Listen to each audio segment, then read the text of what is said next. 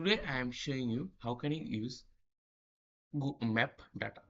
So what we have to do first you have to select one column, that is state, another column is cells. You have to mention state, otherwise we cannot open Google Map data or map data. So what I have to do, first I have to select full table, then go to the insert button, then recommended chart. See, you found it that fill map, paste OK. And now what you have to do, you have to small it. You just have to click end, delete,